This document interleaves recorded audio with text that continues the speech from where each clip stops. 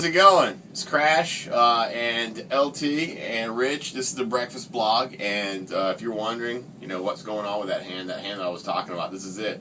The much talked about hand that is pretty much out of commission for a little while. This hand's real busy though. Is that why you're wearing flip-flops there, Crash? That's where I'm wearing flip-flops because you can slide on shoes. That's where I'm wearing these things because you can slide these on and off, and that's why there's probably a couple places missing on my face. I tried to shave my left hand. But that being said... And now you can really hitchhike. Yeah, I can hitchhike. Look at this. Who's not going to pick me up? Can't miss that. All right, well, we had a lot going on over the weekend, Father's Day weekend. We had some shows, went and saw the Cult show right after Anesthesia. LT had her... you did a beach experience there, yep. A drunken out to beach Daytona. experience. Mm-hmm. But Rich had probably the coolest experience out of all of us, and I'll go ahead and take the camera here, the Breakfast Blog camera. Rich is not the same. Rich was one person on Friday, and on a Monday after the Roger Waters experience of the wall at the Amway Center, you're different. Yeah, I'm feeling kind of weird there, guys. You're different. So tell us, explain, summarize what happened on Saturday night with you. Well, basically, we went to go see the Roger Waters perform The Wall, one of the best concerts I ever saw a couple years ago, and I was like, I gotta go. Me and a bunch of friends went. Right. We made sure that we were going to have a really good time, and it was going to be something that we will always remember.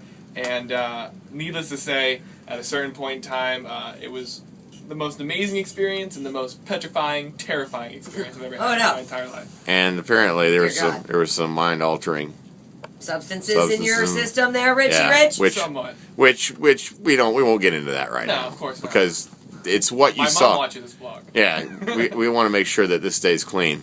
What was the high point and the low point, if you had to describe them? The high point was sitting there, just we were in the very back row of the Amway, dead center, back row, very last group of seats. You're in the nosebleeds. Nosebleeds, but the size of the wall, that's exactly where you want to be, so you can see the entire wall. The high point was just being there with all my friends, watching the wall. The low point was when the wall first came together, because during the first half they're building up the wall brick by brick, and at the end of the first half, the wall is completely done. And the low point was once I saw that wall done, once they ended Nobody Home, and you realize that there is nobody that's going to save you at that point. That was the part that scared you. That's the point where I was like, whoa, I'm never getting out of here, and that wall's never coming down. And if that wall doesn't come down, I'm going to be crazy for the rest of my life. Kids these days. Yeah, so now coming out as you were leaving, you said you were afraid of something. You were afraid of running into people. Yes, I knew a couple people that work here with us, and I really didn't want to see them because when I left the concert, I was definitely on the lookout. So on the lookout to say the least. You wanted no one to see you post bringing down the wall. Oh yeah, because they would have known that it was me that brought down that wall. They would have known. They would have definitely have known there was definitely something going on. So you're seeing life through different eyes this morning, then. Yes, a little bit. It'll be okay, and right. Hopefully I'll never have to go through that again. All right, so that's the transcendental Roger Waters report. All in all, you're just another brick in the wall. That's basically you're just another brick, dude. That's when it comes right down to it. Other stories going on right now. You guys hear about the Harry Pitts movement? This is interesting. Harry Pitts. Some lady in Sweden. She's a library. She is 32 years old, and she was actually caught on camera in the audience at a Swedish singing show with her hands in the air like she just don't care, full of hair. Yeah, there's hair coming out of there. Yep. So, I guess her and some of her friends have started the Take the Hair Back movement where nobody's shaving, and they all got Harry Pitts now. So it's a big movement, and I'm not with it. I'm against it. I'm against it, too. Armpits are gross. But there's some people, I've actually talked to some guys. There's actually guys out there who like hairy armpits. Ew, really? They really do. That's disgusting. I have a buddy of mine who says he went to Europe when he was in the military. He says he used to love the ladies with the hairy armpits. He used to love the ladies that were, that had the fro down below. He says that was one of the highlights of being in Europe. I just don't get it. Hey, to each their own, I guess.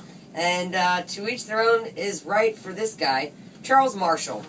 He just got accused for having sex with his teddy bear for the 4th time. Oh, damn. He looks like he's a, Yeah. a prime candidate for that He story. was arrested on Wednesday after some employees at a health clinic saw him pleasuring himself with the teddy bear in the alley. He's going solo in Yep. an alley with the teddy bear.